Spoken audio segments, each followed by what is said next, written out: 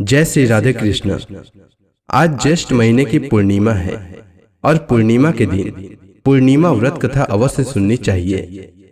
इससे भगवान की कृपा सदैव बनी रहती है और घर में सुख शांति बनी रहती है। तो आइए सुनते हैं ज्येष्ठ महीने की पूर्णिमा के दिन पूर्णिमा व्रत कथा। द्वापर युग में एक बार यशोदा माँ ने श्री कृष्ण से कहा कि वह सारे संसार के उत्पादन कर्ता और पालनहारी हैं। वह उन्हें ऐसा व्रत बताएं जिसको करने से मृत्यु लोक में स्त्रियों को विधवा होने का भय न रहे तथा वह व्रत सभी मनुष्यों की मनोकामनाएं पूर्ण करने वाला हो। श्री कृष्ण भगवान उन्हें ऐसे एक व्रत को विस्तार से बताते हैं कि सौभाग्य की प्राप्ति के लिए स्त्रियों को 32 पूर्णिमाओं का व्रत करना चाहिए। यह व्रत अचल सौभाग्य देने वाला और भगवान शिव के प्रति मनुष्य मात्र की भक्ति को बढ़ाने वाला व्रत है। इस पर यशोदा जी कहने लगे कि इस व्रत को मृत्यु लोक में किसने किया था। तब भगवान श्री कृष्ण ने कहा कि इस भूमंडल पर अनेक प्रकार के रत्नों से परिपूर्ण कातिका नाम की एक नगरी थी। वहां चंद्रहास नामक राजा राज्य करता था। उसी नगर में धनेश्वर नाम का एक ब्राह्मण था और उसकी स्त्री बहुत सुंदर थी जिसका नाम रूपवती था। दोनों ही उस नगरी में बड़े प्रेम से रहते थे। उनके घर में धन धान्य आदि की कोई कमी नहीं थी, परंतु उनको बहुत बड़ा दुख था कि उनके कोई संतान नहीं थी। एक समय बड़ा योगी उस नगरी में आया। वह योगी उस ब्राह्मण के घर को छोड़कर अन्य सभी के घरों से भिक्षा लेकर भोजन किया करता था। वह रूपवती से कभी भिक्षा नहीं लेता था। एक दिन वह योगी रूपवती से भिक्षा न लेकर किसी अन्य घर से भिक्षा लेकर गंगा किनारे जाकर प्रेम पूर्वक खा रहा था। तभी धनेश्वर ने योगी को ऐसा करते हुए देख लिया था। अपनी भिक्षा के अनादर से दुखी होकर धनेश्वर योगी से कहता है कि आप सभी के घरों से भिक्षा लेते हैं, लेकिन आप मेरे घर से भिक्षा कभी नहीं लेते हैं। इसका क्या कारण है महाराज? इस पर योगी ने कहा कि निसंतान के घर की भीख पतितों के अन्न के समान होती है और जो पतितों का अन्न खाता है वह भी पतित हो जाता है, क्योंकि वह निसंतान है। इसीलिए पतित हो जाने के भय से वह उनके घर की भिक्षा नहीं लेता है।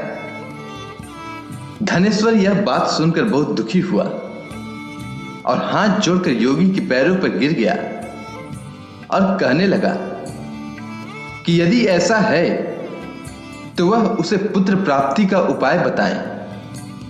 वह सब कुछ जानने वाले हैं।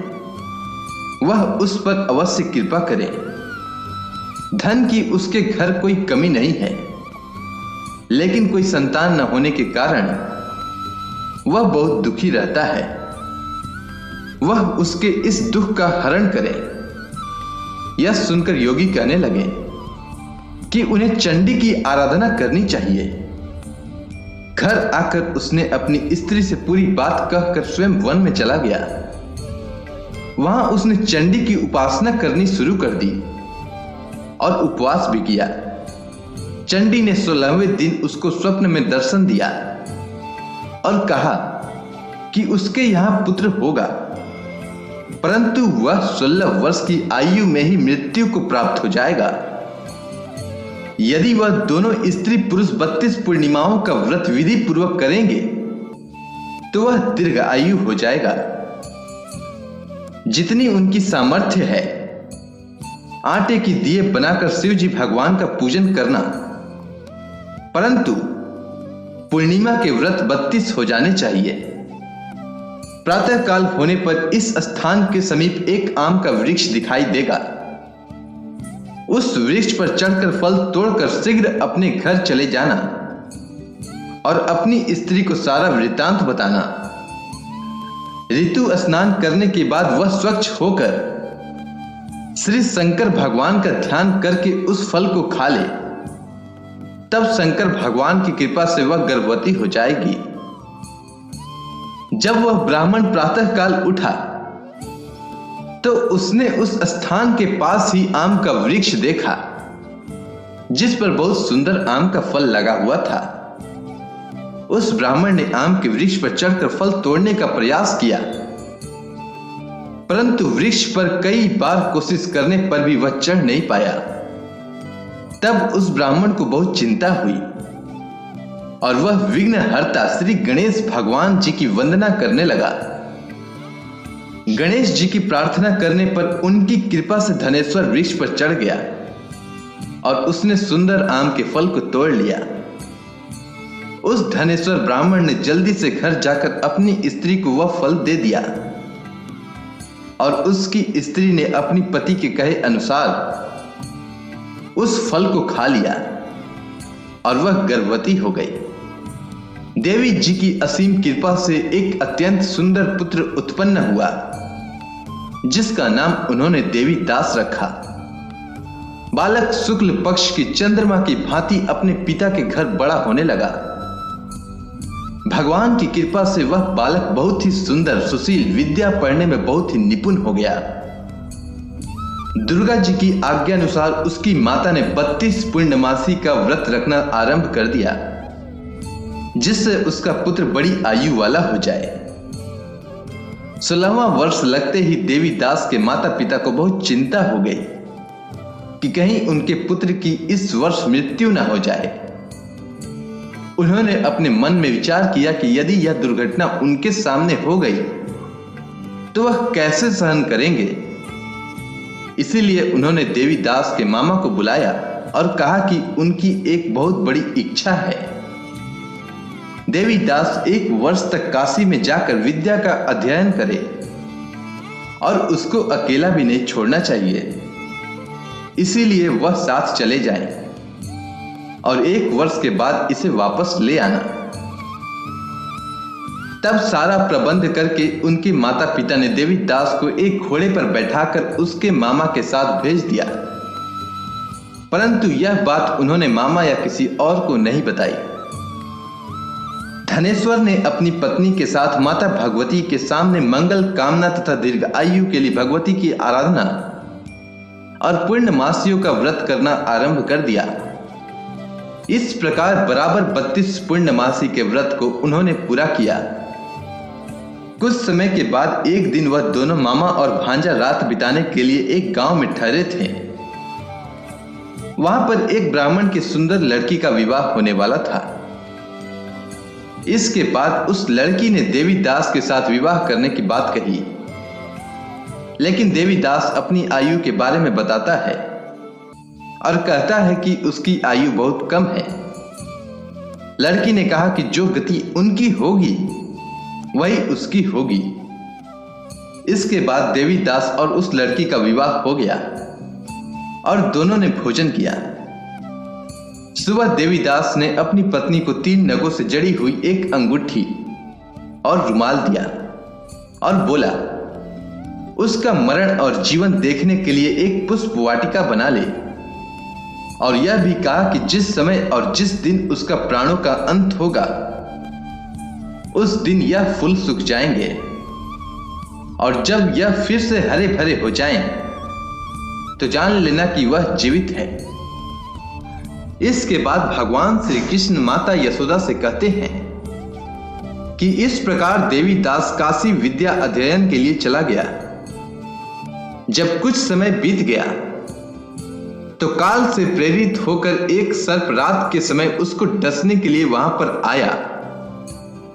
उस विषधर के प्रभाव से उसके शयन का स्थान चारों ओर से विष की ज्वाला से विषैला हो गया, परंतु व्रत के प्रभाव से उसको काट नहीं पाया, क्योंकि पहले ही उसकी माता ने 32 पूर्णमासियों का व्रत कर रखा था।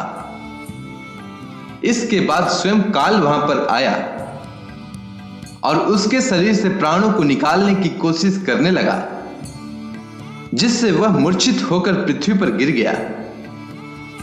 तभी उसी समय माता पार्वती के साथ भगवान शंकर वहां पर आ गए। उसको बेहोश दशा में देखकर पार्वती जी ने भगवान शंकर से कहा कि इस बालक की माता ने पहले ही 32 पूर्णमासियों का व्रत पूरा किया है, इसीलिए वह उसे प्राण दान दें। इस प्रकार शिव जी ने उसको प्राण दान दिया। इस व्रत के प्रभाव से काल को भी पीछे हटना पड़ा और देवी दास स्वस्थ होकर बैठ गया। उधर उसकी स्त्री उसके काल की प्रतीक्षा किया करती थी। जब उसने देखा कि उस पुष्प वाटिका में पुष्प सूख गए हैं तो वह बहुत हैरान हुई, लेकिन जब वाटिका फिर से हरी भरी हो गई तो वह जान गई कि उसके पति को कुछ नहीं हुआ है। यह देखकर वह बहुत प्रसन्न मन से अपने पिता से कहने लगी कि उसके पति जीवित हैं और वे उन्हें खोजें। इसके बाद 16वां साल बीत जाने पर देवी दास अपने मामा के साथ काशी से वापस आने लगा। उधर उनके ससुर घर से उनको खोजने के लिए जाने ही वाले थे कि वह दोनों मामा भांजे वहां आ गए। उनको आया देखकर उनके ससुर को बहुत प्रसन्नता हुई और वह प्रसन्नता के साथ उन्हें अपने घर ले गए। उस समय नगर के निवासी भी वहां इकट्ठा हो गए और कन्या ने भी लड़के को पहचान लिया। कुछ दिन बाद देवी दास अपनी पत्नी और मामा के साथ बहुत से उपहार लेकर अपने नगर की ओर चल दिया। जब वह अपने गांव निकट पहुंचा तो कई लोगों ने उसको देखकर उसके माता पिता को पहले ही खबर दे दी कि उनका पुत्र देवी दास अपनी पत्नी और मामा के साथ आ रहा है। ऐसा सुनकर उनके माता पिता बहुत ही खुश हुए। पुत्र और पुत्र वधू के आने की खुशी में धनेश्वर ने बहुत बड़ा उत्सव मनाया। इसके बाद श्री कृष्ण भगवान कहते हैं कि धनेश्वर 32 पूर्णमासी के प्रभाव से पुत्रवान हुआ। जो व्यक्ति इस व्रत को करते हैं जन्म जन्मांतर के पापों से छुटकारा प्राप्त कर लेते हैं। उम्मीद करता हूं आपको यह कथा अच्छी लगी होगी। जय श्री कृष्ण।